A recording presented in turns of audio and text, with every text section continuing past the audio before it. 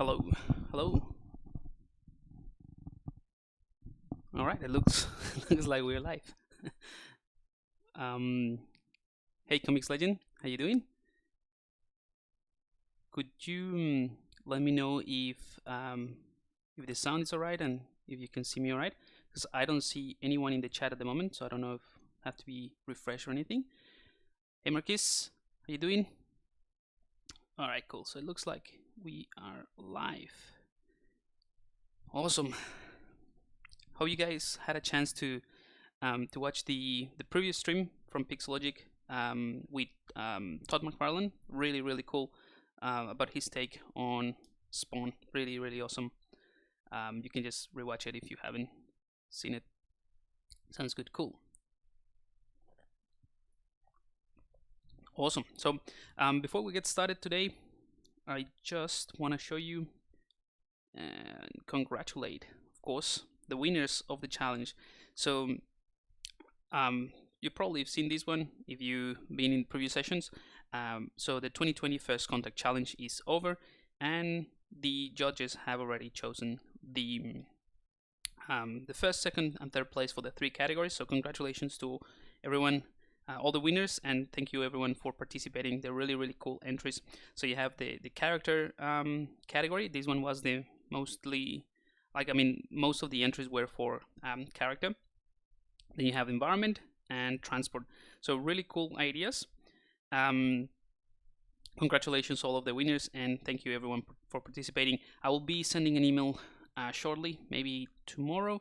I just need to gather all the different sponsor prices and codes and everything, so that I can send you one single email with all of the codes for the winners. So that is done. Let's get it out of the way. Alrighty. Now the other thing that I want to show you, just going halfway through my coffee here. If you're part of my email list, you should have already got it, but let's have a look. I'm gonna be making a short tutorial, hopefully next week, if I have a chance, basically to show you the new brushes that I made. And this is just a very simple set of 3 brushes that I shared already with my subscribers. But if you haven't subscribed to my newsletter and you haven't seen it, I'm just gonna give you a quick look at how this works. So it's basically a brush to sculpt hair. That's not the one.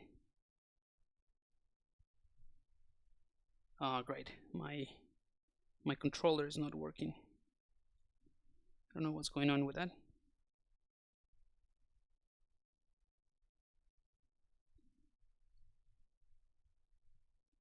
Alright, I guess I'll have to use the keyboard today. So yeah, it's basically a brush that allows you to sculpt hair like so, and it just gives you a very nice result. And I've been using it for a client's work that I've been working recently, so they work really well and just speed up the workflow. I have another one for the fur. So this one allows you, is similar, it allows you to give a bit more of directionality to the hair. So anyway, just want to show you that because that's something that I will be sharing soon. But if you're already a subscriber, you should already have access to those and play with those. I'm gonna try to reset this. Let's see.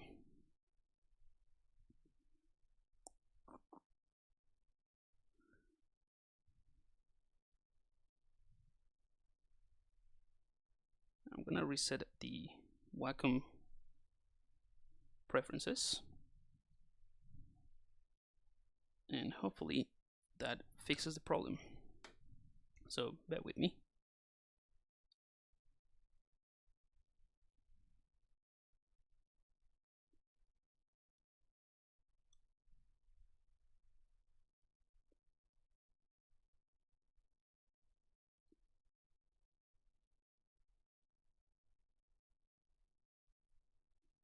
All right, restarting now. And I think the problem is also because, I don't know why, but yesterday I did a software update for the Cintiq actually, so should have not done that until later today. But it's resetting.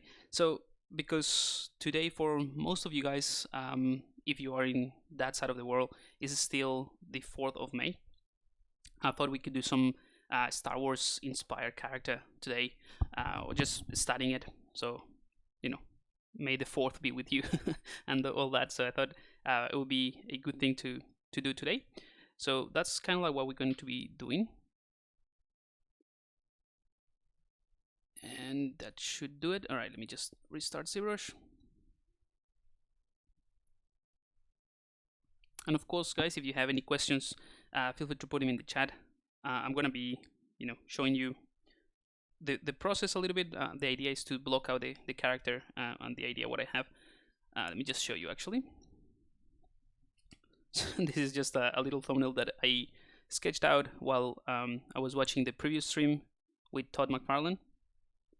I don't know if it makes sense to you guys, but there's the head and a tiny body. It's like a really sketchy thumbnail, but I'll put it here as a quick reference for myself. So I thought we could just do that and show you guys a little bit of the process of setting up a like a full character, even though it's just a very simple and stocky small character. We can do that, and yeah, in the process, hopefully show you some techniques, some tips and tricks like always. And if you have any questions about it, also let me know. Just to answer Syed's question, how do you add the anatomical head on the corner? So this one right here, this is just another Cam 3D, or Cam View, sorry, not Cam 3D. So essentially what you do, let's see. Oh no, this is still not working. Something's going on. I'm gonna have to reset the whole thing. Anyway, I'll work with the keyboard. So essentially what you do is you make your face, right?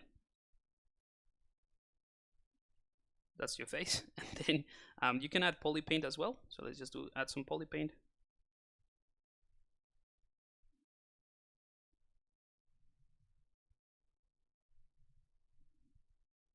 Whatever. It's just to show you. And once you have these ready, as in you have either your anatomy face or whatever you want to have, you just go to preferences, and here under the cam view, you just click make cam view. So if you click here, so it's gonna take photos around your model and at different heights, and that's it. It just creates that model. And that allows you to sort of like rotate around. So the reason I have the head here is because for me, I work mostly on characters, so it's a good reminder. But I also have a few other ones. I have this skeleton one, and you can save them all as well. You can have, I have these more of a cranium, the skull. And then again, this is just for me personally. It's mostly things that are useful for my day-to-day task. Again, I work mostly on characters, so that's kind of like what I have here. I also have this anatomical model as well, and the reason you see this kind of like 2D version of it is because I use a specific shader or a specific material to create those, which is this one here. You can download it from the ZBrush Guide's website as well. It's called the Pablo Super Comic. It's just, let me fill this one out. So it's just this one that highlights the edges quite a bit. So it gives you that that effect. So whether you have a material or matte cap, poly paint, sculpting, anything that you have in the current canvas or in the current model on your canvas, when you create the cam view, it's just gonna translate into exactly what you have in there. So it's just the screenshots of it, really. So it works really well. Let me just go back to my head and to a more useful material. Let's go back to the beginning. So hopefully that gives you ideas. Also, when you create this, it exports a set of like a texture, as you can see here. So the texture has all the different angles, So you could potentially just export this into Photoshop and further tweak those views. And if you actually save, that's a kind of like a cool trick as well. I guess I can show you from this one.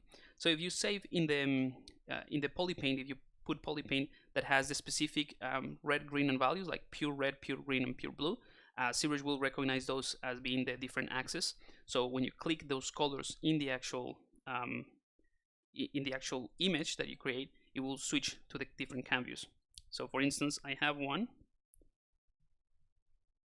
Let's see, tool. See this one here? This is something that I created that I can put in any cam view. So if I double click on this, all I have is just a simple axis with some spheres, but these spheres have the pure green, pure blue, and pure red. And the way that you get those exact values is, you can type them. You can go to the color palette, and here you see, if I just click anywhere here and select this color, you'll see that the red channel is 0, the green is 255, which is maximum, and blue is 0. So this is a pure green.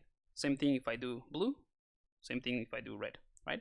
So because I have already set this up as a single subtool or a single tool, and I save that, what I can do is create any character that I want. Let's say, before we get started with the actual content today, just gonna append sphere.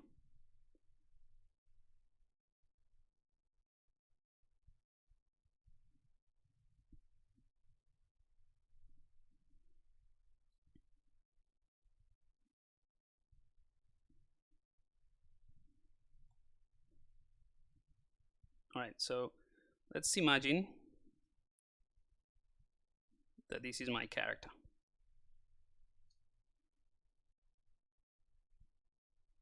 Right? So what I can do is leave the character in the center or wherever you want it, and then take these this pre-made tool, right? Just put it either, oops, put it here, right? You can actually fill it with a skin fill material, skin shade material, right? Turn off perspective just so that you don't see any distortion in the perspective. So now this tool has the skin shade 4 material, and the head has the gray material, matte cap. And if I go to preferences, click on matte cam view, so we're just going to do that, the same thing that I just showed you. But if I click on the red, or should be, you know what? This should be pure color. So let's just do it again. Material and flat color. Fill object. It should work. I have to check the values again. Yeah, there we go. So if you click on the different colors, it should just change the camera angle. So anyway, that's something extra. Let's go ahead and go back to what I had, so we can actually start working on something. All right. Cool. So here we are. Let's see.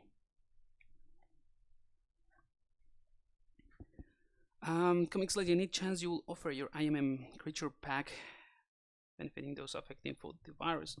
To be honest, that's that was like a one-off time thing that I offered when with the Australian bushfires. I'm happy to offer it again, but the thing is, that's a pack that is made out of not just my resources, but a bunch of other really good artists. So I'll have to get in contact with them and ask them if they're happy to do it again. I'm sure they will, but you know, that's the type of thing that it just takes time, even though it's just contacting people and all that. So, and right now, you know, moving houses and all that has been really stressful in these days. But at some point, I'm happy to, you know, give it a go again and try that.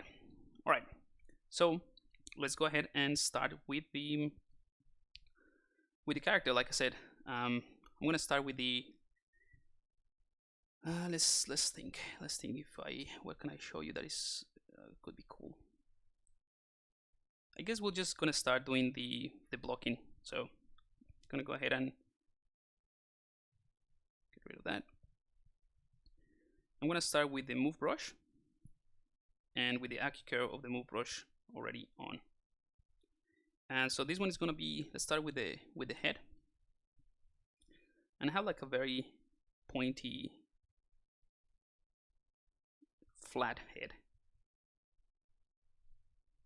And one of the things that I found with most of the stylization and the Star Wars universe is that the creatures, and this is going to be kind of like a creature, not a droid or anything like that, more organic. One of the things that I found is that they have certain features that are very exaggerated. So one of the features are very exaggerated. Either they have like a massive mouth, or a massive set of eyes, or a massive nose. So if we sort of like adhere to that idea, we can make something that, you know, it's it can be recognized as part of that universe. So I think something like that could be cool.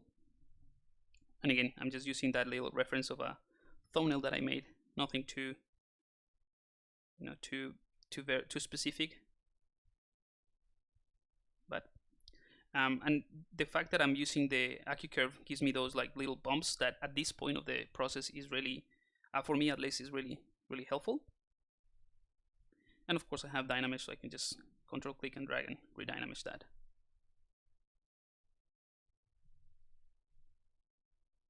So here's where the eyes will be, roughly.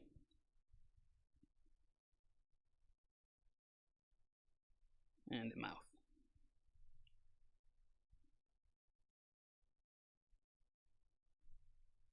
And again, this is just the blocking of the face. I will, if you've seen some of my previous streams, you'll see that when I kind of like design as I use the 3D environment to design, things tend to change quite a bit. So we'll see how we go. For now, I'm kind of happy with this initial setup. Again, super basic, but you get the idea. I'm gonna use the masking tool just to mask out an area here for the neck, and I'm just gonna pull that using the Gizmo 3D. And because we have Dynamesh, we can just re-Dynamesh that, and that's just an easy way to generate that neck, which you won't see much of it, since it's gonna be, again, for those who just joined us, this is roughly what I'm trying to achieve, like a Star Wars inspired little creature. Sorry, I'm just trying to figure out this. There. That's the idea. Hey, Mr. Sanson, good to have you here. Thank you. Brandon, are you able to share your UI? Again, I've been through this question quite a bit because I get that asked a lot. And to be honest, I don't mind. It's completely useless for if you don't know exactly what the things that I have do. And I'll explain that. So I'm happy to share it. It's just that it won't like, you'll find things like, you know, this X5 that has, or Dyna to sub, or object smooth. So those are like custom macros in my UI that really don't make much sense for some people. Like quick render test, you know, if I click on this, it's just a macro that creates a quick render test in AA half and then back to Sculpt. Those sort of things are kind of like easy to understand, but not everything is working, or not everything works in the same way. Also, I don't have the same shortcuts like by default. So if you press S, for me is solo and that sort of thing. So it's kind of like pointless to share it without a proper tutorial on how to use the UI. That's what I mean. So I'm happy to share it, but that's the only thing to keep in mind. This is beginning to look like the sword you did a while ago. The sword. Can't remember when I did a sword. Huh. I don't remember when I did a sword, but fair enough. All right, let's go ahead and block out the body. I'm gonna work in with this guy on a semi, kind of like an A pose. So I'm gonna append a cylinder. That's gonna be the body.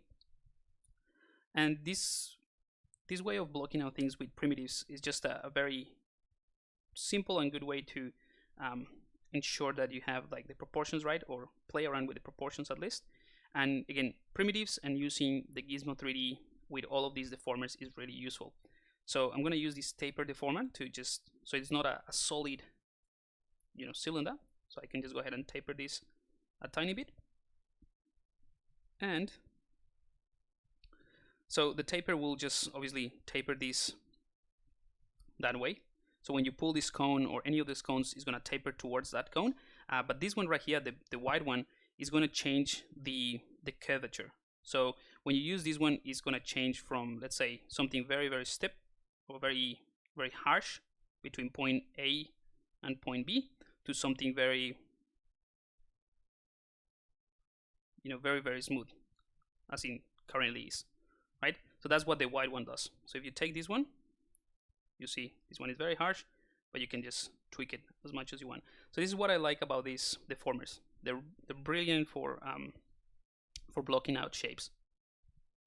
And once you're happy, just click accept, and there you go. So that's gonna be kind of like the body. And then we can just basically duplicate the cylinder, and we can just work on the arms.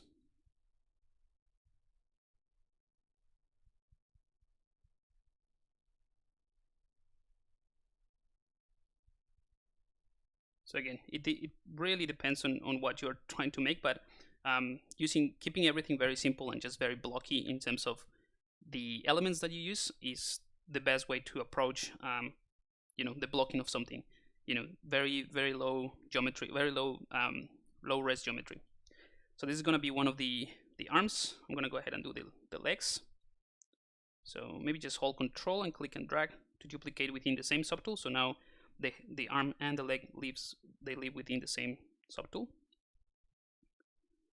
But this one, I'll probably have to actually taper it even more. And this one out a bit.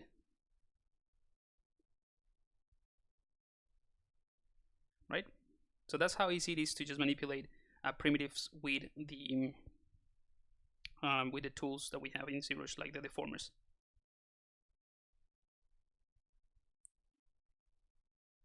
All right, something like that should be okay.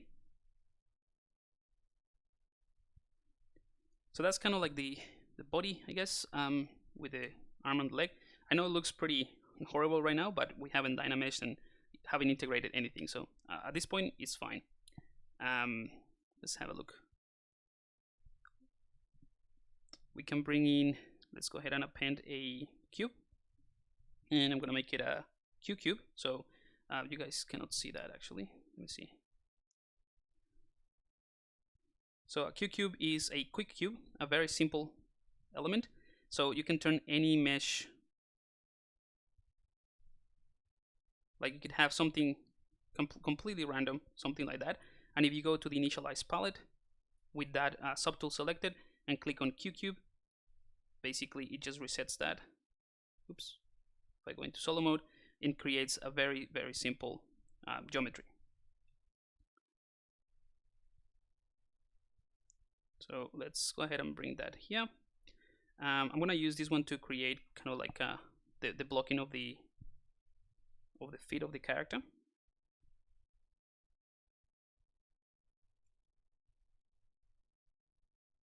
Something like that. And I'm going to Dynamesh this. Ooh, that's too high. There we go. So keep everything very, very low poly. I'm going to go into solo mode, bring in some of the clip brushes, Control Shift and click to access those clipping brushes. And I'm just going to give this a bit more of shape for of a foot really.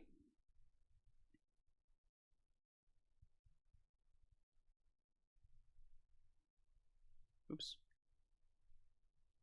it's kind of hard to get used to the keyboard again after using the Wacom controller.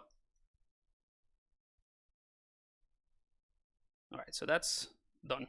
A quick block out from a cube, and then using the clip brushes. So I can just re-Dynamesh that again, and that's good enough. I'm going to go ahead and place that. And this is another great way to analyze how close to the real concept you're getting. So if you pay attention to this area,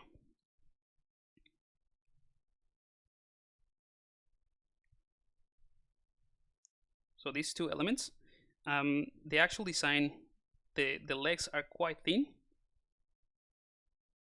So if you look at this reference that I have, I mean, this is not really a design or a concept, but hopefully you know what I mean. So at this very early stage, when you're blocking this stuff, it's really useful to keep that in mind, because you can go ahead and select this subtool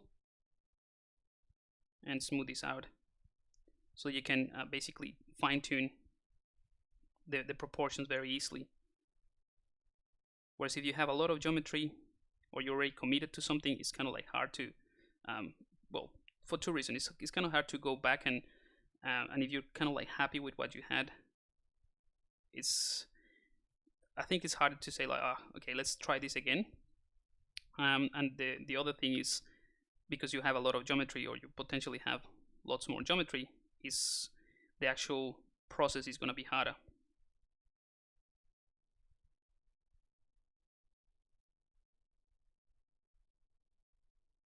Okay, something like that. Right.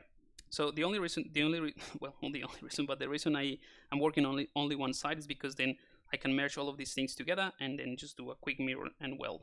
I'm gonna rotate this slightly.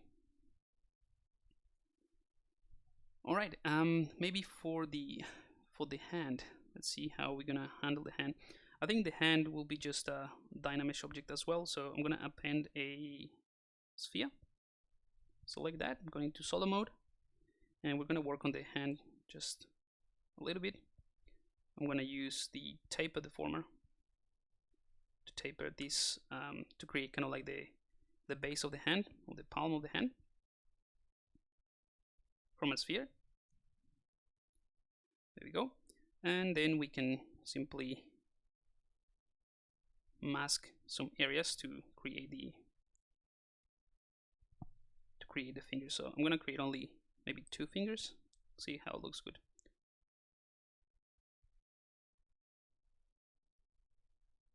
So I'm just masking some areas and pulling them with the gizmo.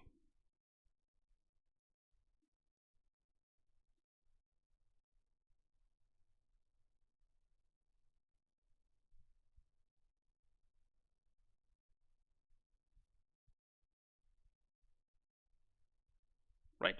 So let's clear that out. Create Dynamesh. Oops. Dynamesh at a low resolution, say 100. Maybe that's too much. Maybe 56. That's better. Yep. And then we can just do a quick smoothing of all that, and that should be enough for the block out of the hand. Of course, we'll go at some point and refine this.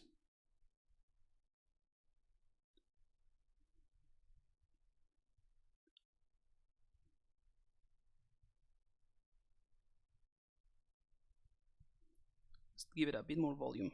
So I'm going to use the clay brushes.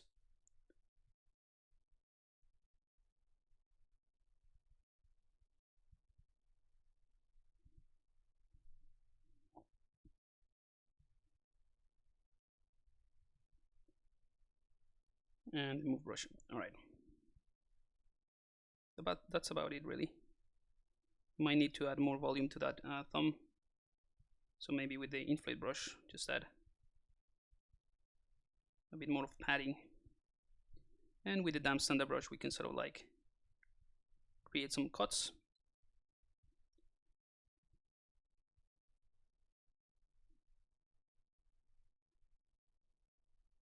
But you'll see very quickly we have something that sort of like resembles a hand before we, just a very blocky thing before we get into detailing or thinking about the anatomy of this creature or anything like that. So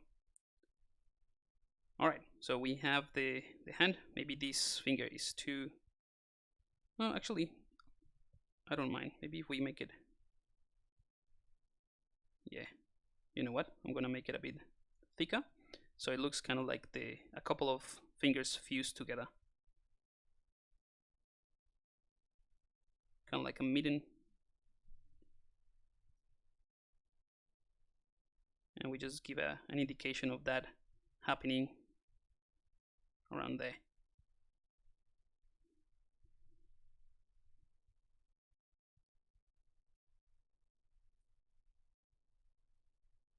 All right, so that's kind of cool. Let's go ahead and place that. So now that I have this subtool, I'm gonna place it here. A good thing that I like to do is, actually, let me just undo that to show you the full process. So of course I'm making up the proportions and all that, but a good rule of thumb is to match a little bit the size of the hand with the size of the face, so it doesn't look too disproportionate, whether or not you're making completely making it up. But if you try to maintain those two elements within the range of what could be a real thing, it will become more believable, the creature. So I like to just scale that hand next to the face, for example, when I'm doing the blocking, and I just try to imagine how big the hand would look if the guy sort of like Robert, or scratch his eye or eat something, so that it doesn't look too disproportionate, right? So something like that. So let's do it. So he goes like yum yum yum yum, right? Or it kind of like makes sense to have it that big, maybe a little bit bigger, and that way when we place it, it kind of like makes more sense. It feels a little bit more real.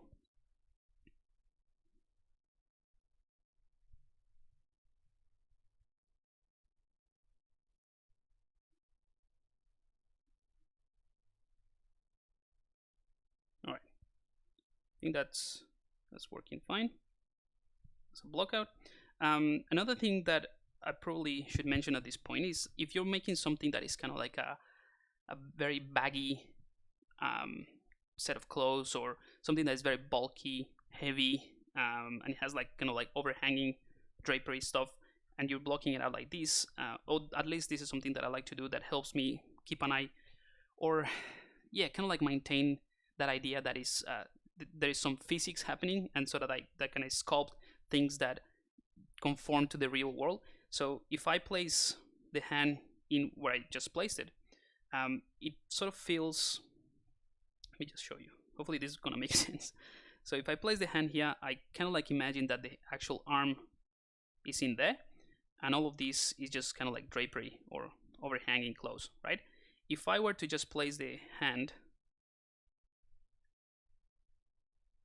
right in the middle, which in some cases it's useful, if you're gonna end up doing something for animation, maybe it's easier, then the arm really would sit there.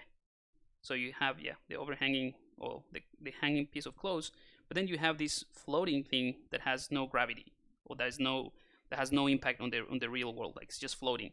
So those little things help me to keep an eye on make sure that the character is somehow believable when I'm doing this blocking.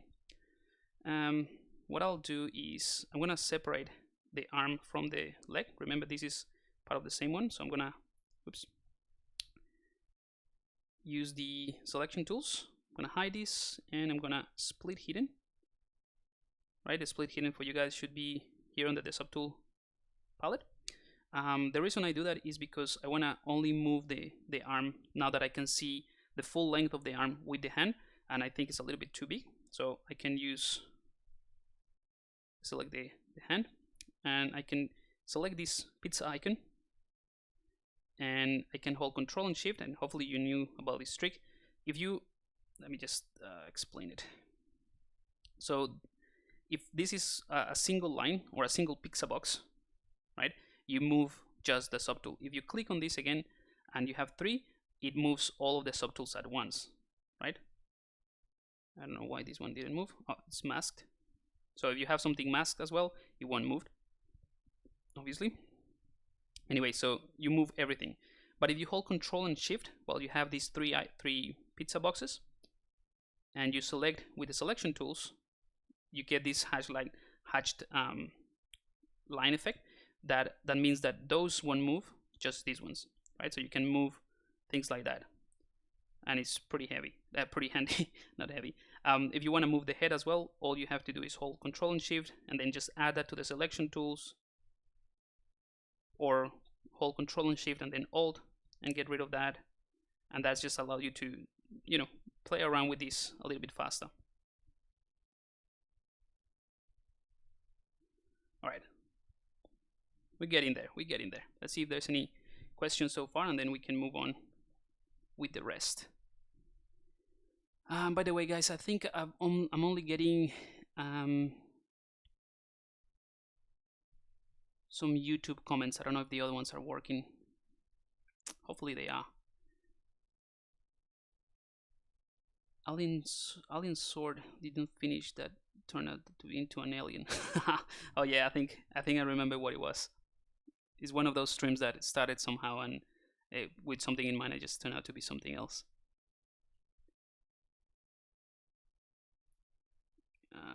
Hey, happy Extruder. No worries at all. I'm really happy that you find the ZBrush guides useful. Glad to hear that. Can you please turn on your Twitch chat? That's what I'm saying. I don't know if it's because I don't have control about that on those chats.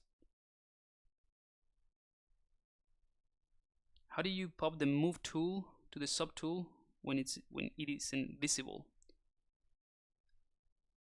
Can you expand on that, Comics Legend? I'm not sure what you mean. Maybe just type the question again. I'm not sure what you mean by that. But in the meantime, what I'll do is I'm going to start dynameshing things and using the move brush to give this a bit more shape. So I'm going to select the kind of like the body, which is just the, I would say is kind of like a big code. And I'm going to start giving it some shape. It's like a big jacket.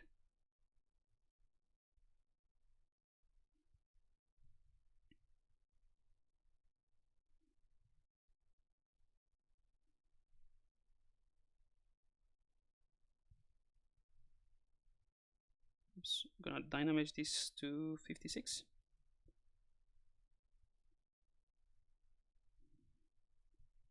And use the smooth brush to get rid of those all the faceted polygons that we had there.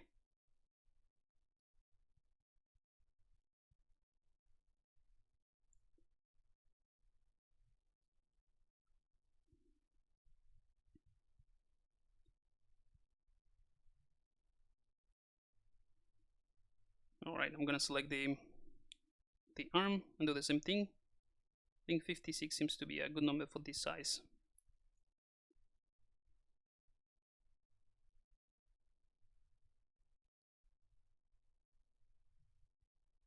And I'm gonna try to integrate it a little bit more with the body. Although I'm gonna keep it for now as a separate subtool and probably combine it later on. But for now, I think it's fine as a set of different subtools.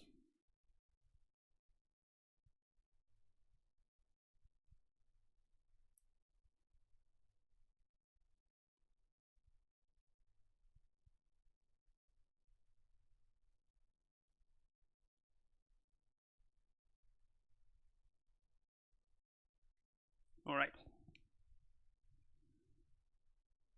So I think that's, maybe this is too high.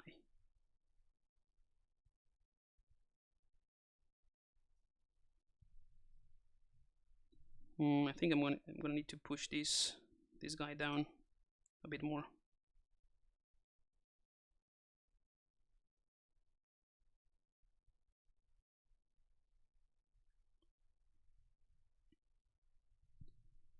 All right then.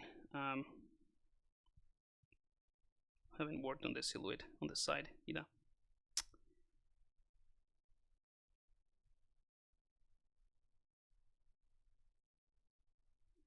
But you'll see all I'm doing really is just pulling and pushing geometry with the move brush, and then using the smooth brush to keep everything somehow clean as I do this. Although this is pretty sketchy, but you get the idea. Let's see, from the top, we can go back to the head, just try to fit it within the design a little bit more. And let's go into solo mode. Maybe work on the neck, make it a little bit bigger, more stocky.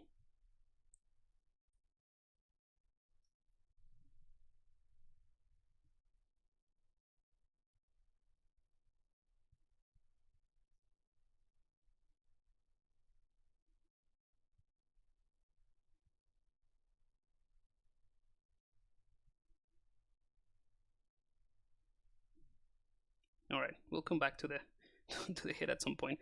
I'm gonna Dynamesh the. Maybe I should Dynamesh the foot with the leg. So I'm gonna go ahead and combine those. So selecting the leg, making sure that it's on top of the foot. I'm gonna go ahead and merge down. Okay. So now this is a single subtool.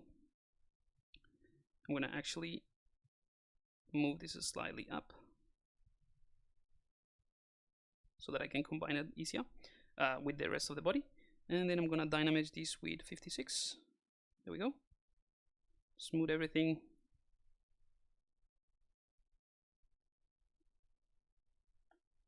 And then we can probably use something like the clay brush, just to, again, to integrate things a bit more.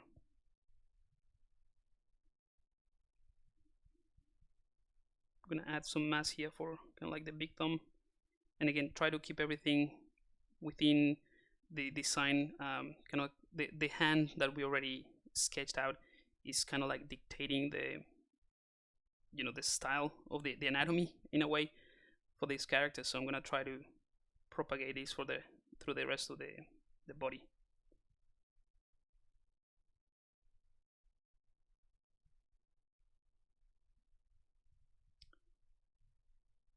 Go.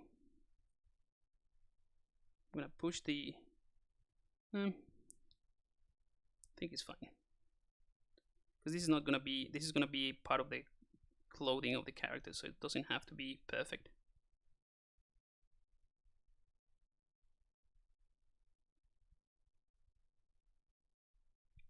All right, let's go back to the move brush.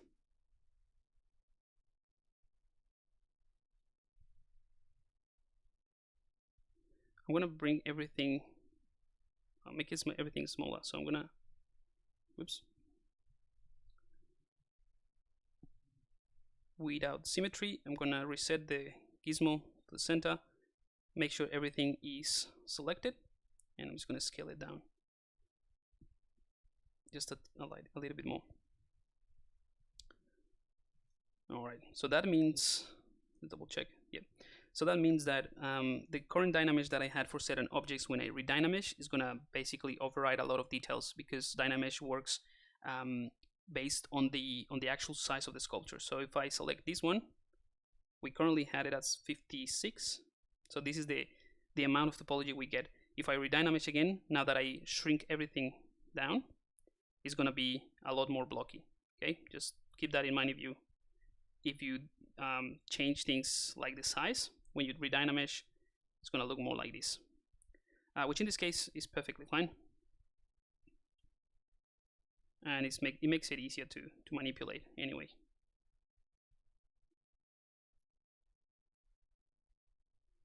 All right, so now that we are close to the shape that I wanted, I'm gonna go ahead and do the mirror and well of all the different pieces, so that I can see better what the whole character looks like. I'm gonna fix a little bit the position of the arms.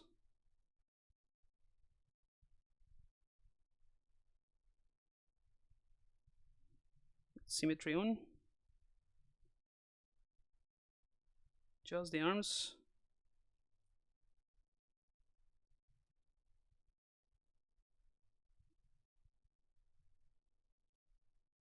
There we go.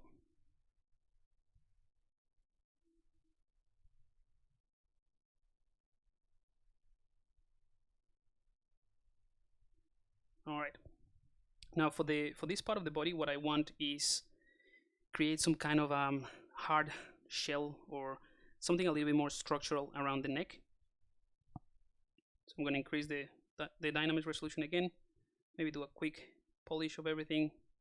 There we go. And I'm going to bring in my damp standard brush just to do some markings of what I want. So holding the Alt key just to invert the effect.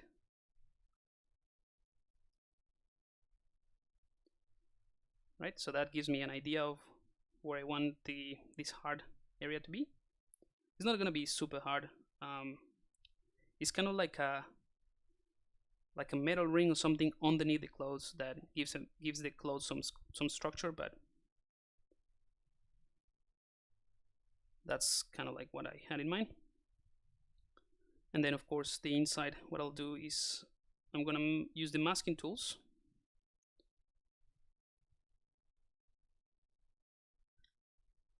just to push some of these down with the gizmo.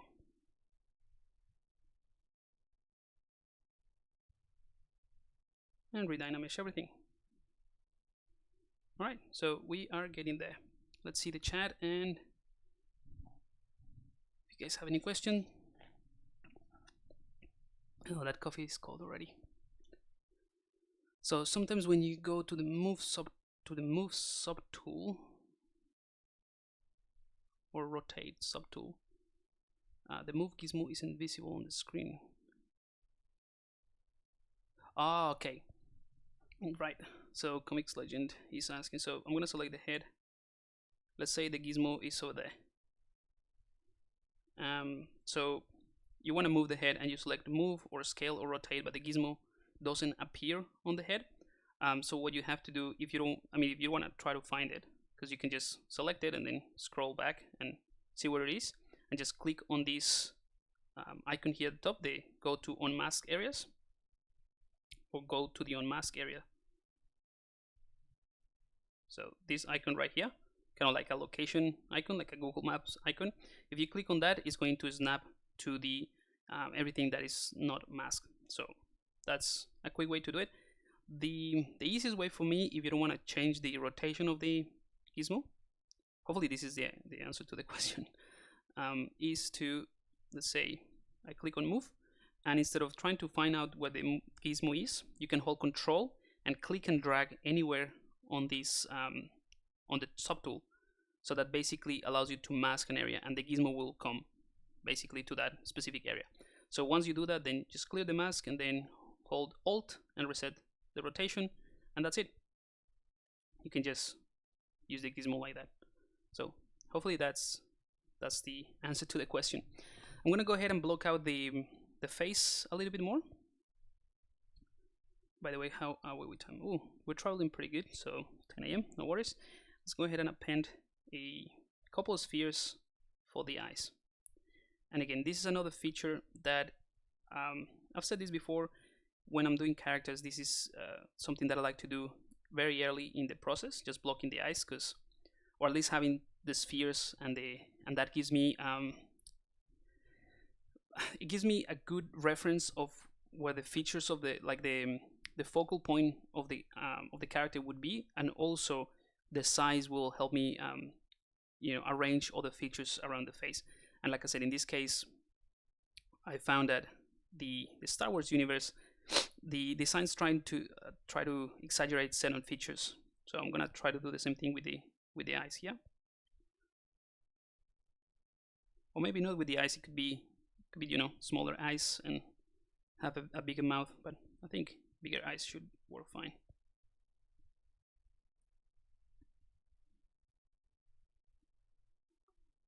All right. Another thing, or another trick that I can share with you, it's not a trick, but something that I like to do as well when I'm blocking the eyes, is just give it a different material straight away, different color, and that way they stand out, and it's very easy to sort of work around those. So I can use this chrome, or let's use something simple. Let's use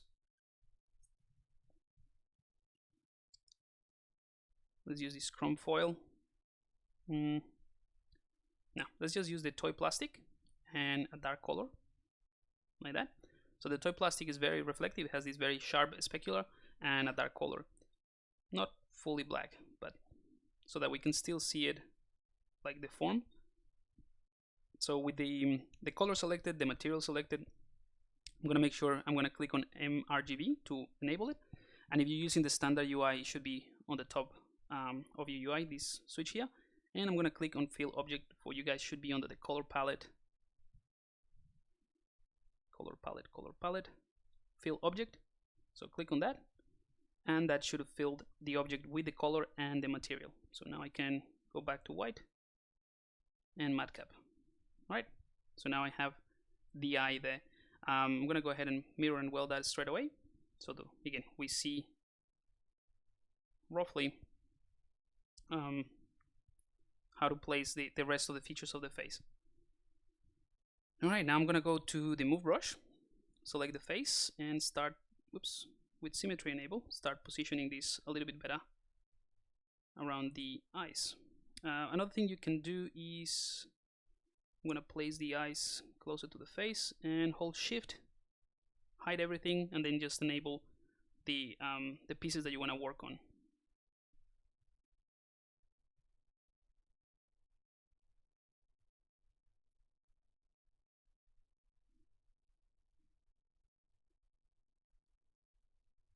Alright, I'm going to increase the resolution a tiny bit more, and actually a bit more than that.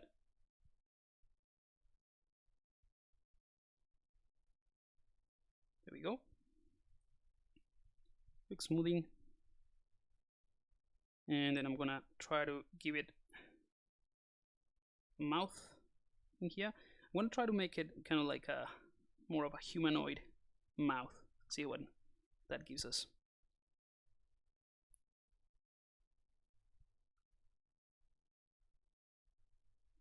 I mean, I know this is not human, but what I meant is a more human lip, like this.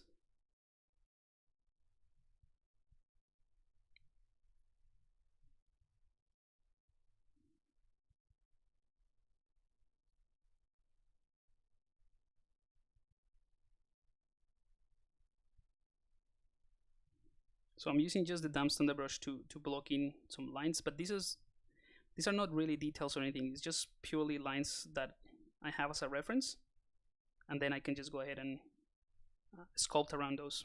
So I can use the same technique to sort of refine the eyelids, for example.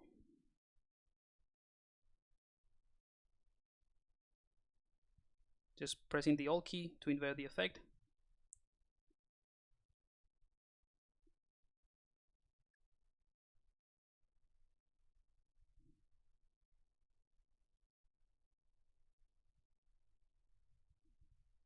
All right. But at this point, we have enough information so that we can go back to the design and refine this a little bit more, because it looks kind of silly at the moment. So with the move brush, I'm gonna go ahead and start refining. Move brush. Getting used to work with the keyboard again.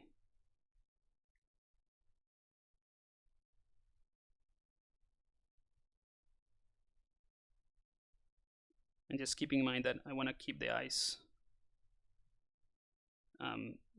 relatively big in comparison to the rest of the head.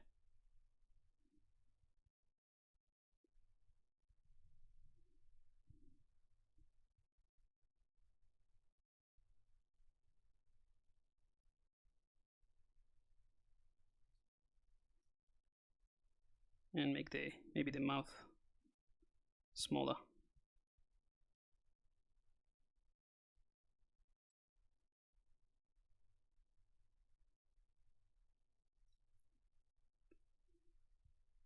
We have to be careful as well about using this type of features so that it doesn't become like a silly feature, especially because the rest is not human. So just as soon as we add this type of lips, it just becomes a bit more of a what's the word? Like it's not it's not either one or the other, so we need to be careful about how we integrate those type of elements.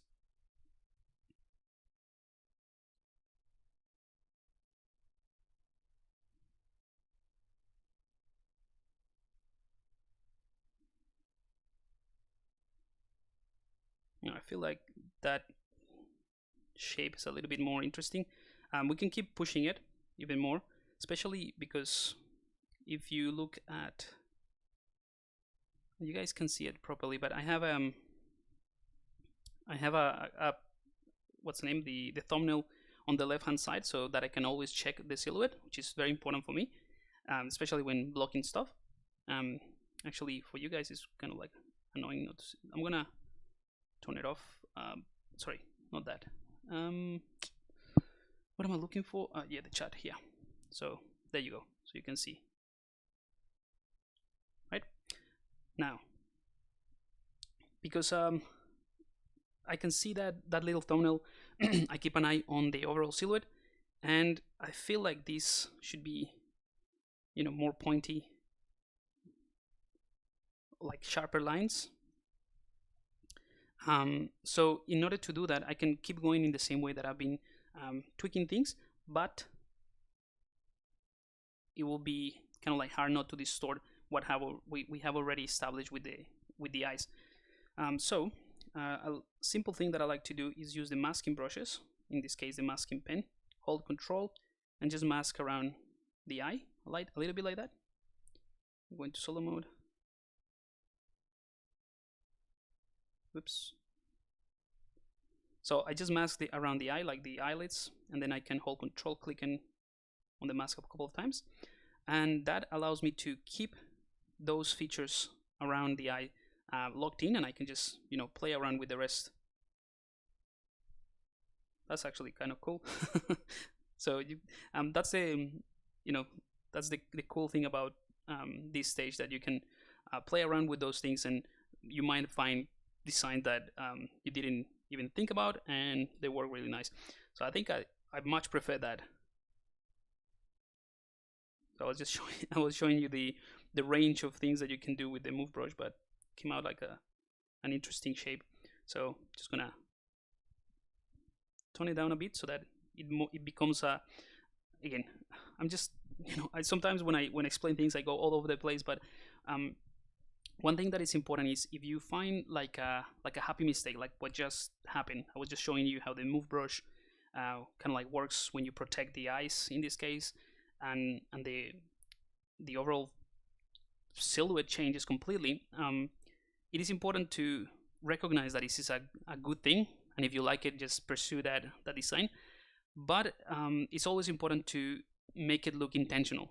So in other words, if I just leave it as it is and then just keep working around it, it might not look like an intentional design, and that could be a problem. So now that I have it in place, the next step will be to integrate it a little bit more, and making sure that, you know, all of these areas and all of that kind of like makes sense. Hopefully that makes sense. I'm just gonna push this forward.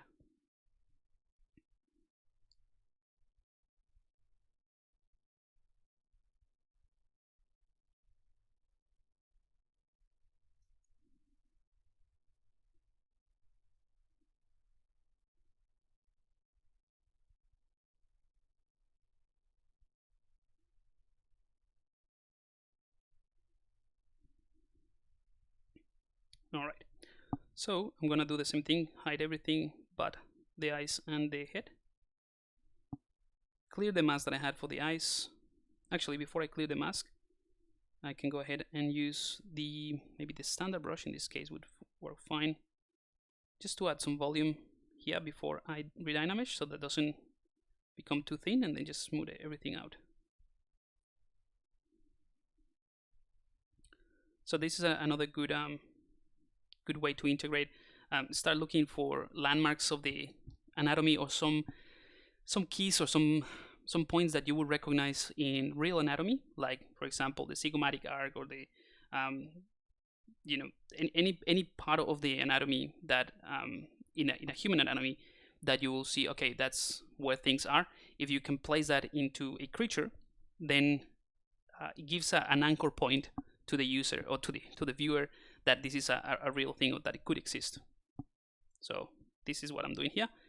Clear that mask and let's go ahead and use the clay brush to start adding some volumes. So I kind of like this thin bone, or this thin bony area here. I'm just gonna refine that a bit more.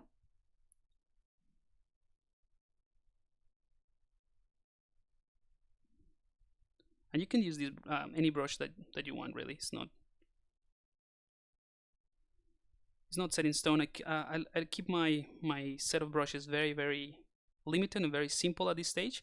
And I have tons of other brushes, but you know, all the custom brushes that I do and all that are probably better suited for detailing rather than blocking. So for blocking, I keep it very simple.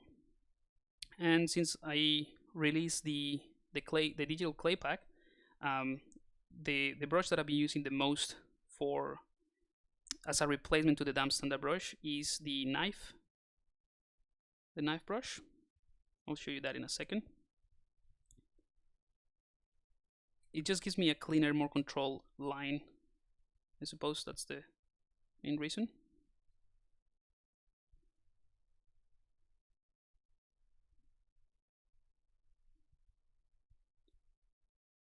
And now that what I'm doing is, it becomes very repetitive, so not a lot of things that I can talk about at this stage. Just refining the volumes a bit. I'm gonna add a bit more of a cranium here because it was too flat.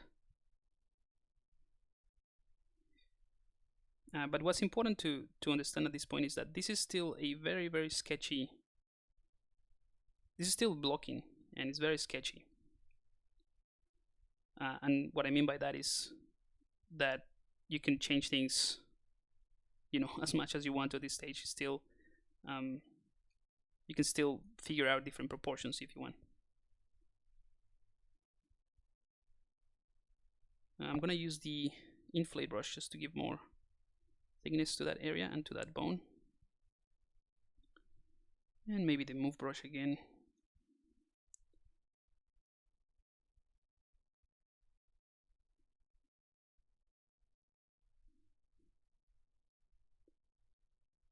And I feel that since we pushed everything a bit more, we can increase the size of the eyes. So I'm gonna make sure I have symmetry enabled. Center that, and I'm gonna increase the eyes with local symmetry so that we can do it from the center.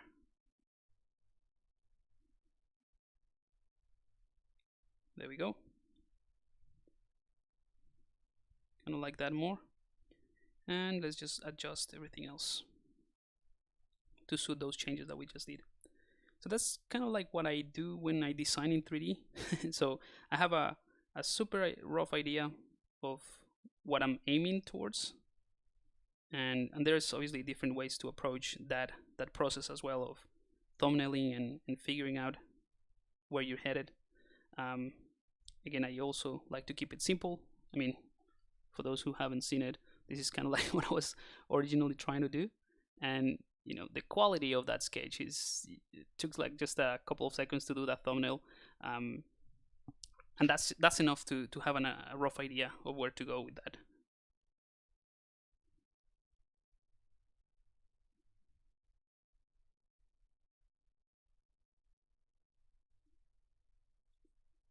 So yeah, I was just changing things too much and started to affect the eye region. So we can do the same thing that I did before.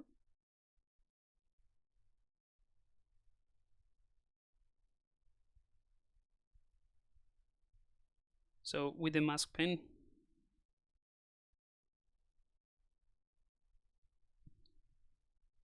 I'm going to be a bit more precise about the masking now, because there are certain areas that I actually want to affect.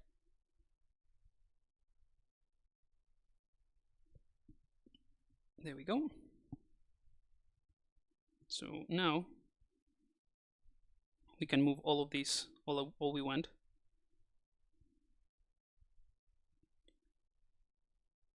without changing the effect of the eyes.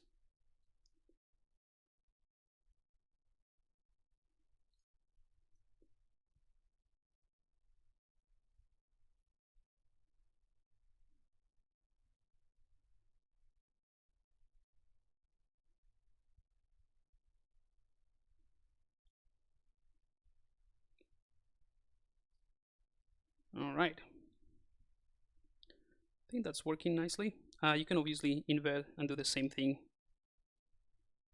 Let's use the damn standard brush just to add some volume here, and the clay builder brush, or the clay brush, whatever suits you, whatever suits your needs.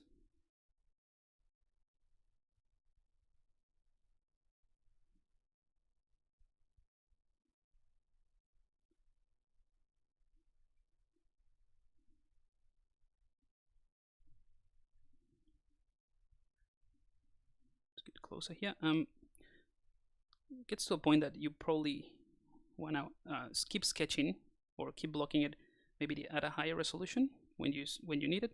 At this stage, I mean, we don't have a lot of polygons to work with, but I'm still happy to keep the resolution at this level before moving forward to the next.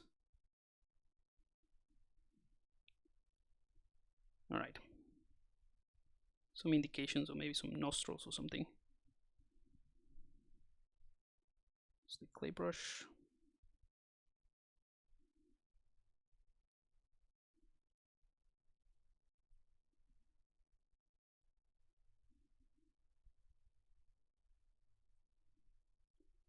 And I feel like it's kind of like an important area to see the lacrimal on this guy, or this area. So I'm gonna explore that a little bit more.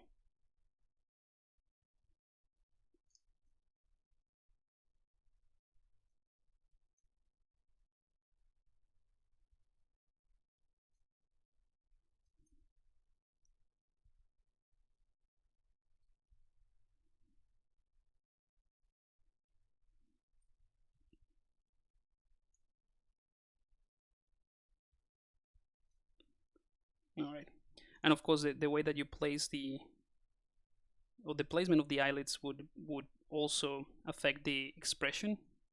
So just also keeping an eye on that.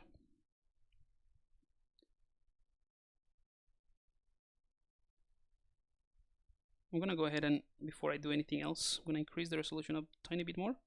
And this number, like right now I have you cannot see that, so I have about 900 in the resolution, in the Dynamesh resolution slider, but the character is pretty small, so it's not a crazy number.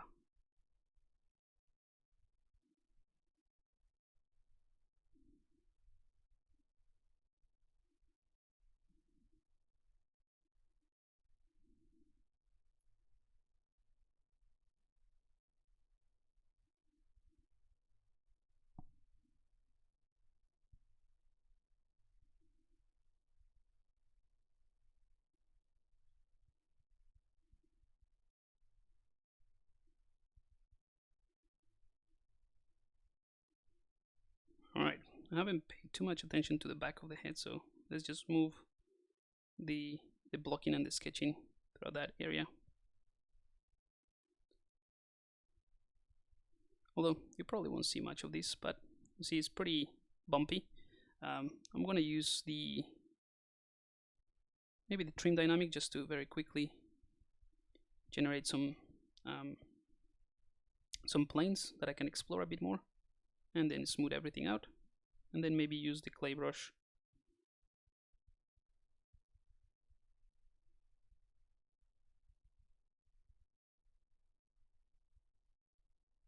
just to add some volume. All right.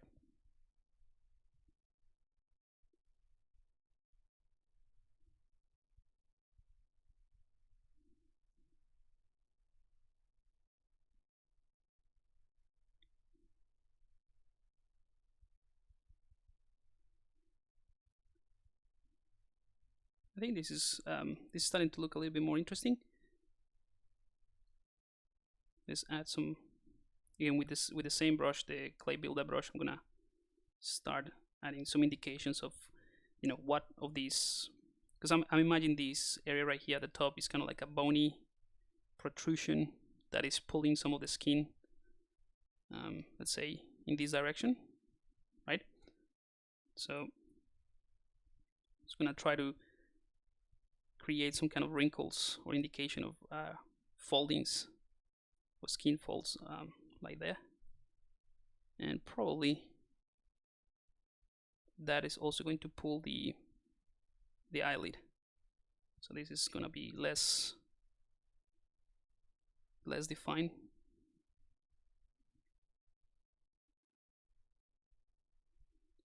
All right. How are we doing with time? Oh, we have plenty of time. I'll check the chat in a second. I actually been ignoring it for a little bit. Sorry about that.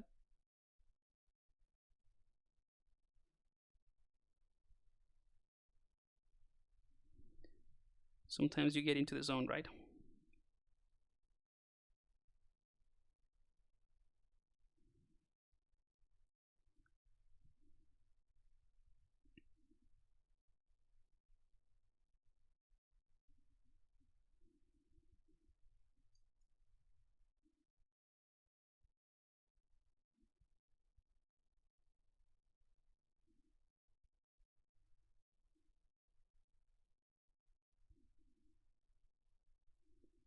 All right, I'm going to define the mouth area just a tiny bit more, and for that I'm going to use the knife brush from the clay pack,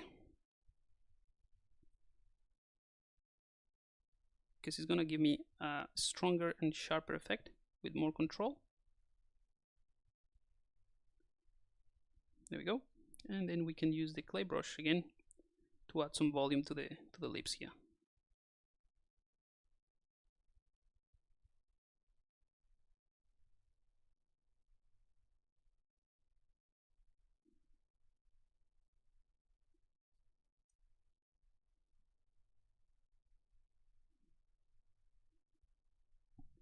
And maybe with a standard brush, at this point we can exaggerate some of these lines that are starting to become very evident, just to add more mass to it.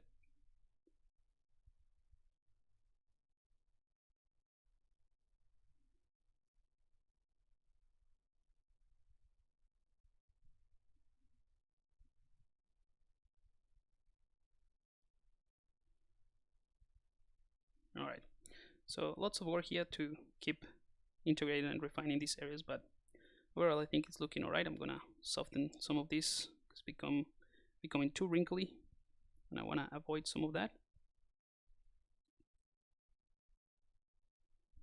And we can also use the clay brush, the normal clay brush, with Alt, just to carve out some volume as well.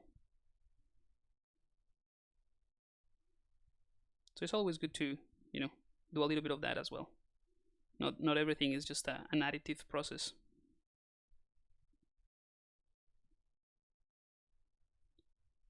Cool. So let's see our little character. I think it's looking all right.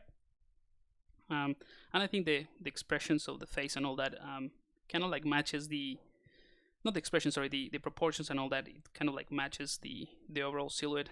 So if you were to maybe look at this from far away, so the head is almost in line with the rest of the body, so it's just a squarish format, and it's also, you know, this idea, this is something that as you progress in your character design journey and all that, these type of little things will become a second nature. You don't really think much about it unless you want to, you know, create something very specific. But the shape that I have here, this very squarish format, that has to do with the shape language. So this form, or this square or rectangular shape, implies certain characteristics for this character, whether you know, whether you want to create something that is very implicit or create contrast with the personality of the character, you can do that with the shape language. If I just change this guy to be kind of like a triangular, overall triangular shape, it will be different, and different. It will imply something different as if it is, you know, rounded. So the fact that this character has, I'll get closer. Some features that are very pointy, very sharp, like triangular. So this type of stuff and these very sharp angles here usually mean that this is kind of like a maybe evil character, or slightly dangerous, or, you know, very aggressive in a way. But overall, all of those elements are used within a larger composition of the character itself that is more of a squarish rectangular shape, that generally speaking implies more of a relatable characteristics for the character, more stable personality, sometimes could be a little bit dull. So again, those are the type of things that as I design, I kind of like have them in the back of my head. So I wanted to let you guys know part of the thinking process, and why I decided to go for certain things, even though the shape of the head is kind of like a happy mistake that happened there. Once you start designing it and bringing it back to altogether grounded design, it's very important to keep those things in mind.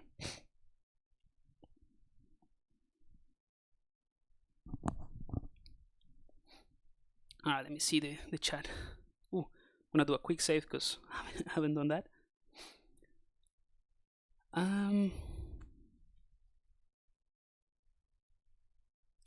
Where do you turn on the facial muscles UI element? Huh? Oh, I guess you're talking about the UI head. Yeah, I talked about that at the beginning of the stream, so you can just scroll back a little bit and talked about that. It's just a cam view. Who's your favorite Star Wars creature? Oof, I have too many. It's hard to think about one specific creature. I would say Jar Jar Binks. No, I'm kidding. Nah, I don't know the name of it, but there's one that has like this really kind of like weird broken neck, like a worm. That's a really cool one, but I don't know the name of that one. That's just something that I thought it was really cool from the top of my head. For certain areas that need more resolution, do you use Sculptures Pro to add more geometry only in that specific area? Yeah, absolutely. You can use Sculptures Pro. The only thing with Sculptures Pro is that you would start to add geometry in certain areas, but if you're still designing or trying to figure out the shapes and the blocking, I found that it's easier to just keep it Dynamesh for the blocking stages, and when you start blocking in smaller details, then you move into Sculptures Pro. So the reason I haven't done Sculptures Pro here is because, you know, we're still figuring out the relation between the different features of the face and the head at a kind of like a high level. Hey Pablo, how we have a question for your friend. A friend of mine and me came with a problem.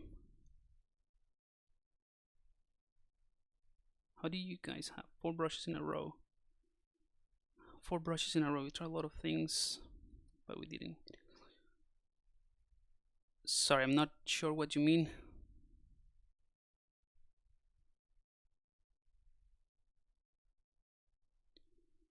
Yeah, sorry, Cambodia, German. I'm not sure what you mean about the 4 brushes in a row. Maybe if you can be more specific about exactly what you're talking about. Is it a UI problem, or not sure what you mean? Sorry. Anyway, let's go ahead and continue with this character. Maybe blocking in some of the. This guy doesn't have many assets, but I guess we can do a couple. Yeah, let's go ahead and do that. I'm gonna just sketch them out here because I don't have them in the original design. So just to get an idea of what we can do, I'm gonna do it with maybe with black. we'll probably have to raise, let's do it with white actually, raise this area a bit more.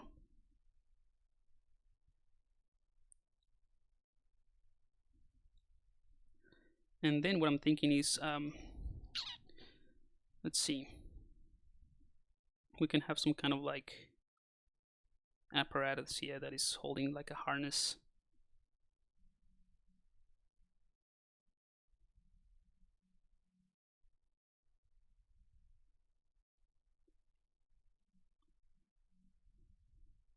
And he's having some kind of tools in here. I don't know what this guy job would be. Maybe like a little engineer or something. Like a space engineer. I don't know.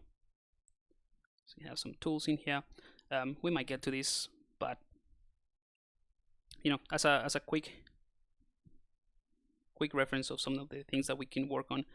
This is good enough. And then I'm gonna use a different color, maybe black, to maybe play around with something a bit more asymmetrical here for the clothes of the character.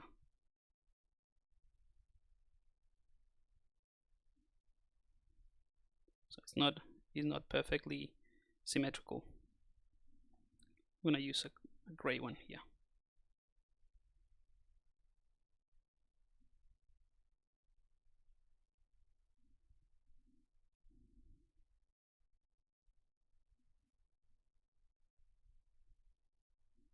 Yeah, something like that.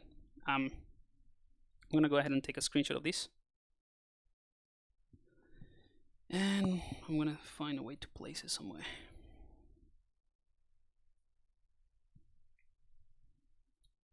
Screenshot.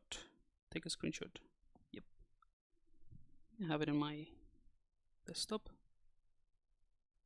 Yep. Cool. Oh no, I didn't do the right thing. Hang on. 1 second. I'm gonna use this one.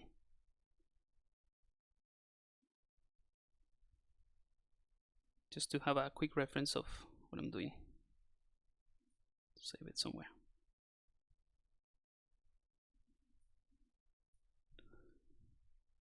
Alright, so I'm gonna put it here. My side monitor.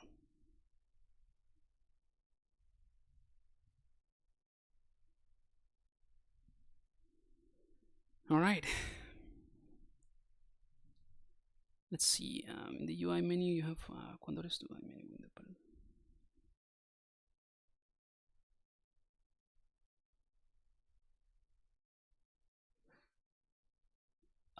Okay. So just to answer very quickly Combo's question about the UI thing. So the question is about my current UI, or one of my current palettes that I can just bring in to select the brushes, right? So I have a line of 4, and he was saying that you can only have 2. That is because of the size of your brushes, or the size of the icon. So if you go to preferences and go to, let's see if I remember where this is. I think it's it should be interface or UI, custom UI. No, interface, UI. There we go. So under the preference palette, if you go to interface and open up the UI, you have these white buttons and button size, so you can change the actual size of your buttons. So before you go and customize, you can change that from, you know, button size. Just reduce the size of the buttons, and that allows you to have a lot more in sort of like that space. That's how I have 4 or lines of 4. Same thing with the materials. Otherwise, yeah, they will be quite like elongated. So that's in the preference tab. That's it. All right, let's go ahead and block in those shapes very quickly. So I'm going to select the body, and I'm going to keep it simple. I'm going to use a brush that I use often for this type of stuff, which is the, Jesus, I have a lot of brushes now, the topology brush here. So I'm going to start with symmetry. I'm going to start here, roughly there, and then go around the body.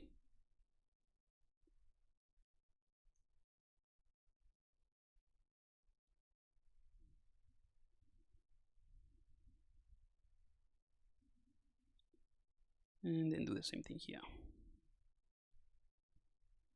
So this is just a curve that, you know, allows you to very quickly create geometry like this, and then you just go sort of like cut through this.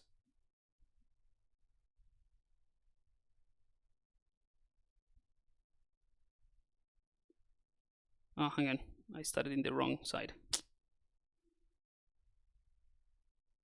There we go. I was wondering why.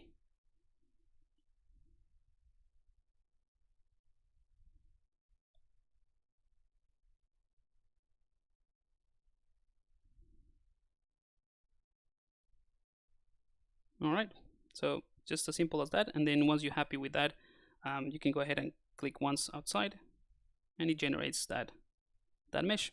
Of course, we can go ahead and tweak this further. I'm gonna separate it now that is automatically masked.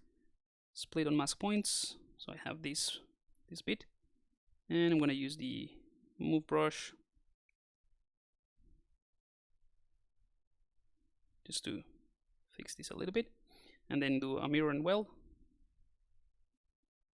That's it. And then obviously use the move brush to fit this a little bit better.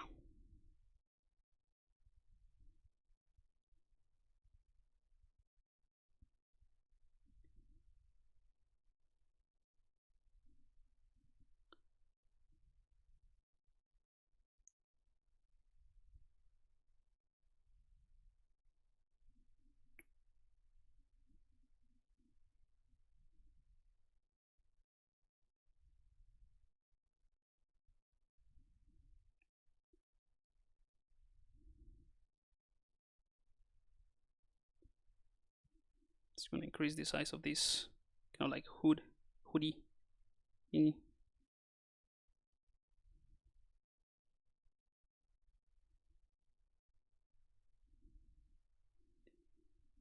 All right, and then one simple thing that we can do is actually we can remesh this very quickly. So have keep groups. That's it, and just simplify the geometry quite a bit. That's not ideal. Let me undo all that.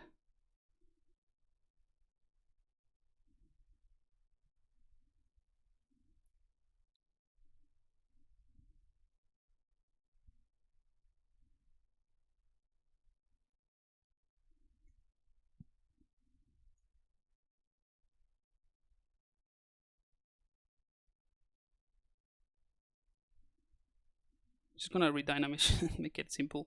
There we go.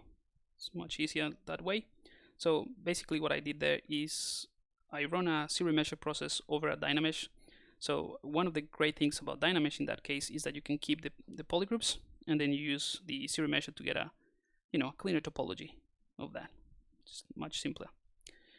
All right, so I'm going to use the same brush that I used before. So I can repeat that process if it was somehow a little bit too fast. I'm going to use the topology brush, and I'm going to use that on the body here without symmetry actually, and create this kind of like hanging strap.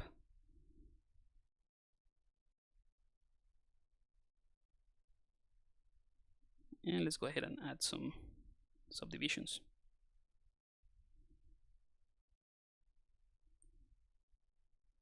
You need to make sure that when you use this brush, the yellow polygons, they indicate that there's going to be a polygon there.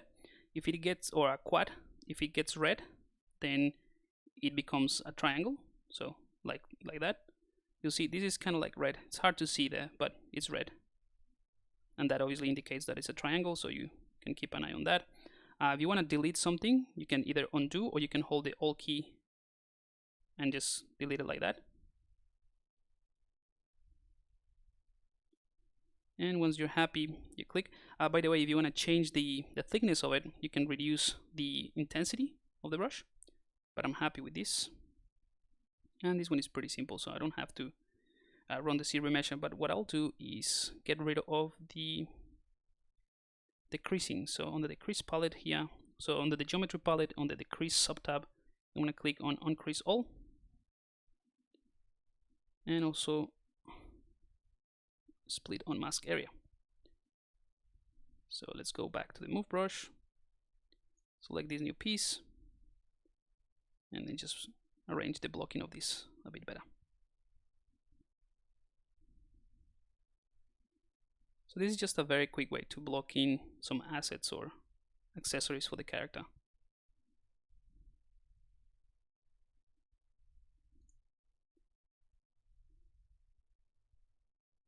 And we'll worry about how to integrate it later.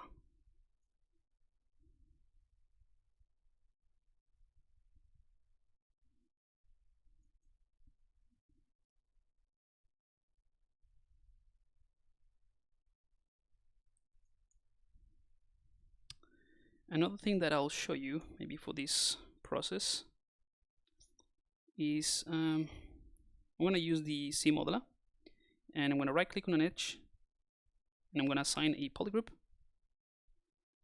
Hang on. Actually, let's hold the Alt tab, and I'm going to tag these polygons on the outside. So just holding the Alt key, and then I can just go ahead and use polygroup. Click once, click once and hold the Alt key.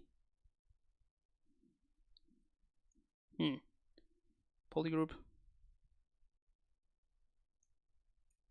There we go. So just assign a different polygroup to that area, and then I can right click on a face, Q mesh, and now right click, Q mesh, and select polygroup all. And now I can click and hold shift, click and hold shift, and I can just change the thickness of that very quickly. I'm going to push it in a bit, and then with the move brush, just bringing that out a bit more.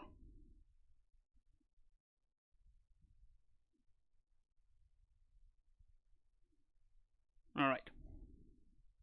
And then just to wrap up this one, or this part, we still have time. I'm gonna append, oh, you know what? I can just duplicate this strap and then Q-cube it.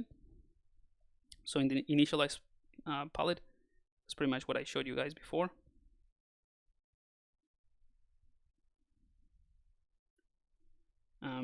Maybe at this point, this is something, yes, this is something in terms of the design that I think could help you guys understand some of the my thinking process when I'm doing this type of things. So I have two options here. One is I can go for an element that is kind of like that, right? I'm actually going to duplicate this, or I can go for something that is wider like that. So more wider or narrower, depending on how you want to see it. Now the difference in this tiny little detail in how it relates with the overall design, it's really interesting. So you could go, I mean, it's not for this character in particular, just in general, when you are adding these type of details to make it feel part of, if you treat your character as a composition, just to make it feel every element should help with that composition, or with the overall readability of the character, how you read it. So if I go for this type of shape, right, it goes with this type of shape, right? So it's and the character is quite squished, quite, you know, if you were to do this type of stuff and separate everything like in pieces, you know, the distance between the end of the cloth area, you know, everything is kind of like wide in that sense. So this one will make sense to have it in this shape. Now I can also add contrast, and some of these things might sound a little bit silly, like yeah, whatever, but they all help in the way that you read the character, how the lines, either the lines of actions or the actual lines that define the volumes of the character are read. So another option would be something like that. Now in this case, the shape is sort of like in line with the with the mouth.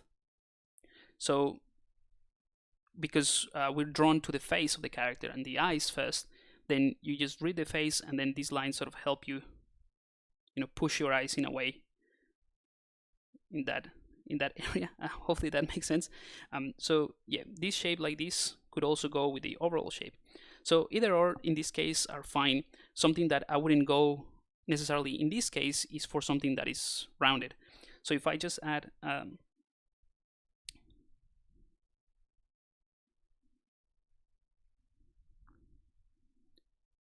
so if you just add a piece here that is round, it might look alright, but it doesn't really go with the character unless you're trying to create a very, unless you're trying to create contrast. For example, if this is a piece of, I don't know, a medallion or something that the character found that is not, if you have like a little background story that the character doesn't have or doesn't own, or is something very alien to him, and he just finds it during the story, it could be a good way to generate contrast, as in the entire character and the entire design fits within certain, blocky shapes, square visuals, and then you have this rounded shape that acts as a contrasting piece, and therefore drives the focus or the attention of the viewer to this point. But anyway, hopefully all that talk makes some kind of sense. So it's just a matter of deciding which one should we go for. And I think I much prefer this idea to keep everything very squashy. So I'm gonna delete that one, and I'm gonna use this one to give it some shape.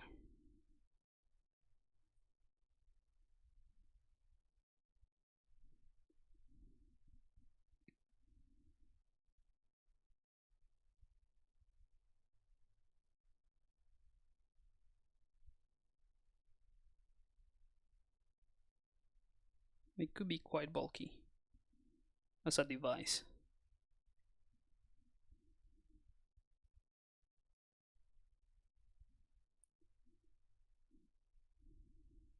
All right, and let's go ahead and tweak this. We are closing to wrap up this thing today. So if you guys have any questions so far that you want me to answer, feel free to put them in the chat.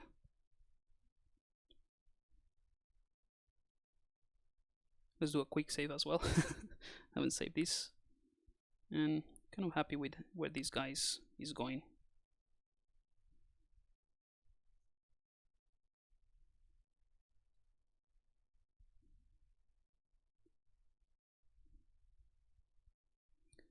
Another thing that, for example, in this case, a very thin strap like this, well, it's not very thin, but a thin strap like this could help emphasize, or it could indicate that the size of the character a little bit.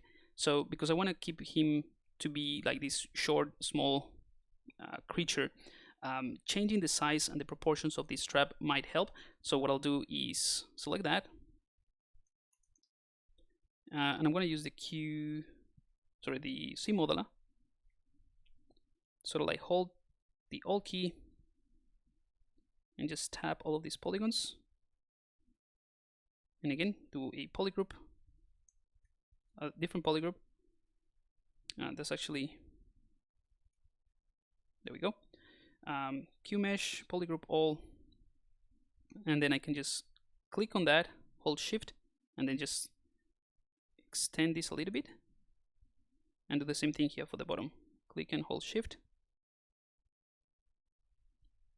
and then of course go with the move brush. So this is now a pretty thick, or at least a wider piece of, I don't know, could be leather or some kind of cloth, piece. But the reason I did that, and the reason I increased the scale or the thickness of it, is purely to emphasize the overall proportions of the character, or the fact that it's a smaller character. Right? So it feels better now. One thing I can do at this point with these pieces that are slightly cleaner than the rest, although still you can treat them as sketchy, is to use the C modeler, right click on any edge, and I'm just going to add a couple of polyloops. So at this point you can just enable dynamics of division and see a smoother version of it. But keep the low poly. The dynamics of division is purely a preview.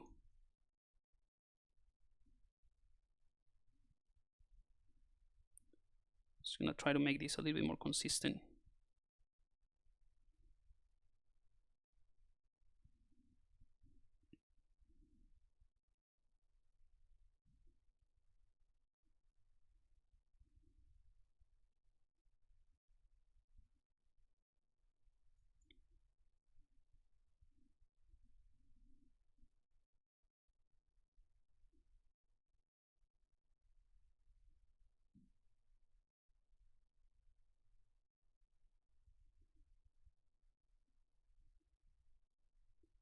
I think I'm gonna push this out a bit so that it becomes kind of like a hoodie.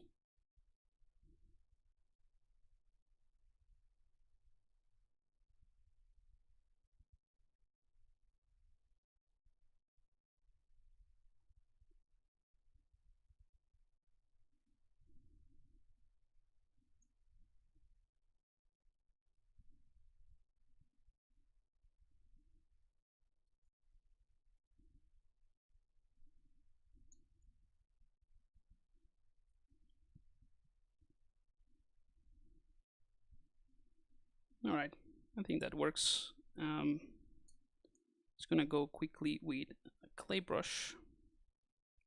I'm gonna increase the resolution a tiny bit more and make sure this reads a little bit like a thicker piece.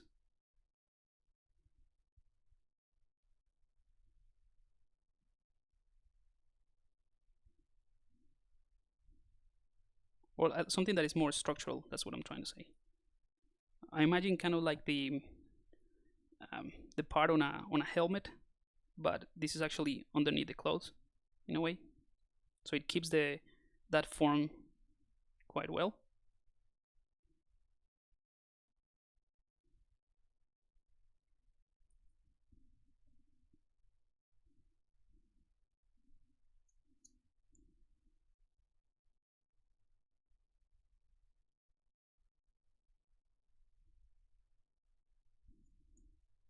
It's turning out to be kind of like a Baby Yoda type of outfit.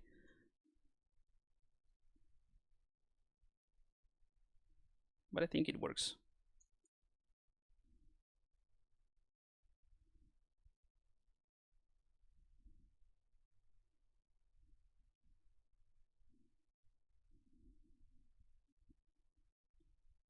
And just to wrap up this stream, and I'll get to the questions in just a second. What I'll do is I'm gonna give it a bit of asymmetry on the design already to this to the close. So I'm gonna turn off symmetry, and I'm gonna use the mask lasso to sort of like generate that line.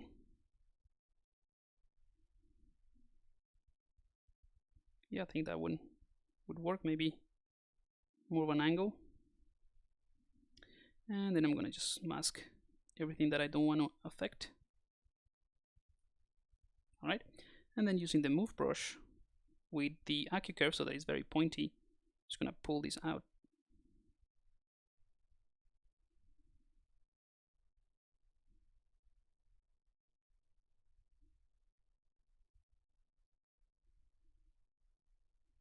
Invert that masking and then just give it a bit more of a pointy look here.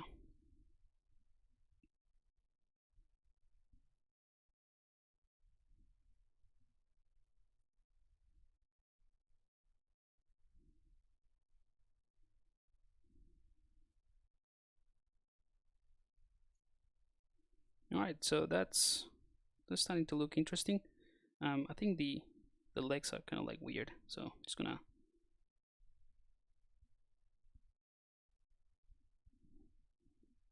fix that very quickly. Just give it more space.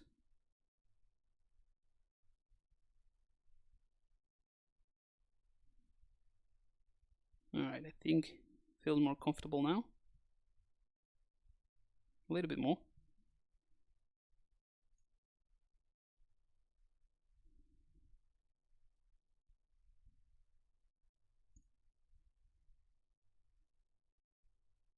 Alright, and what I'll do, since I changed that, I'm gonna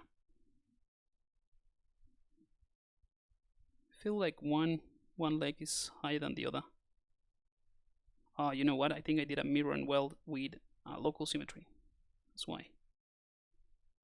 But I'm gonna clip the bottom part just so that we have a flat set of foot in there, and I'm gonna use the inflate, take advantage of this subtle mistake, and then just inflate that area so we have more of a body shape in there, and increase the resolution, Dynamesh maybe a bit more, Dynamesh that, and then use the smooth brush. Alright, that's plenty. I'm gonna use the move brush very quickly to reduce a little bit of that heel area.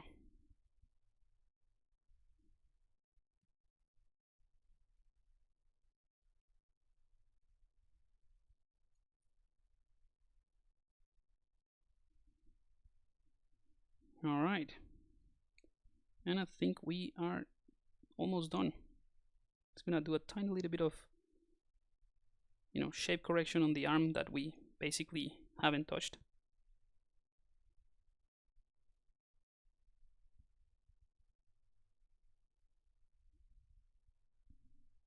And just a quick indication of some faults.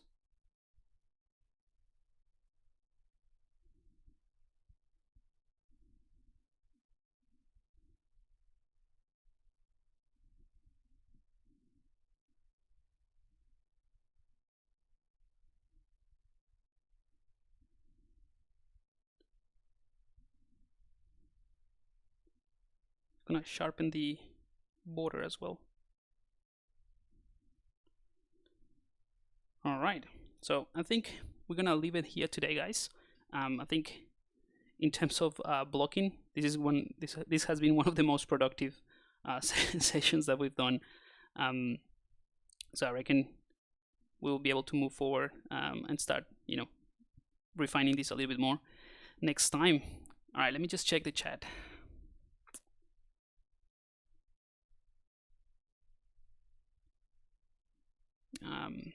No worries, Combo. Could you also use the curve strap brush? I guess you were referring to when I did the straps. Absolutely, you can do that. I just find, you can use that. You can do that if you wanna keep that the thickness of it a little bit more consistent. I just find that the topology brush gives you a higher degree of control because you can decide the size of the polygons in a way. And then you can just do a ZBrush like I did with the top bit.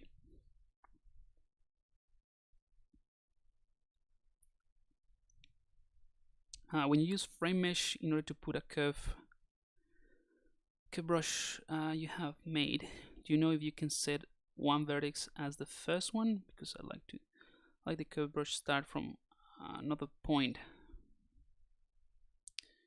No, not sure. Like that's a very specific example. I'll have to have a look at that. The curve strap brush saves you a lot of time. Yeah, definitely. Like I said, for straps, for example, for actual straps, I would use that rather than the topology brush. So what Comics Legend is referring to is the strap curve. So for example, if I want to add something around the arms of the character, I can just click, hold shift, and it will just wrap around. So that's obviously saves a lot of time. That's actually not too bad. The reason I use the topology brush is not only to give you guys more tools that you could use, but also in this specific example, I think it works better. If I were to do it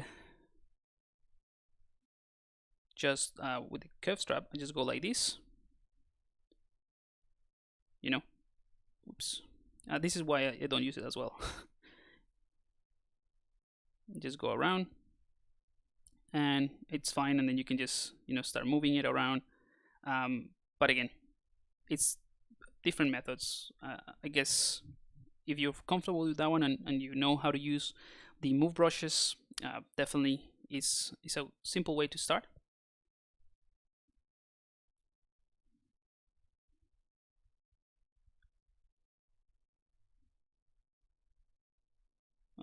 Just realized something here. Just gonna add a little bit of volume there so it feels more natural.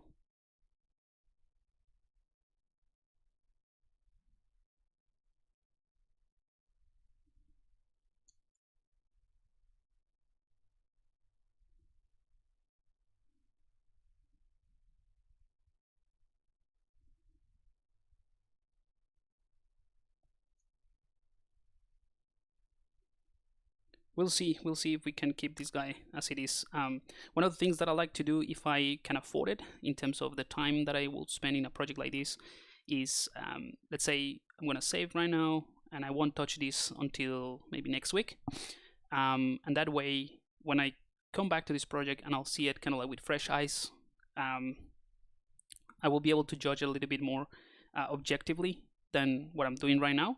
So next time I will go like, okay, this doesn't look as good, or this could be improved in this way and or another, and that's how the iteration of the design continues. So I'm gonna leave it as it is right now.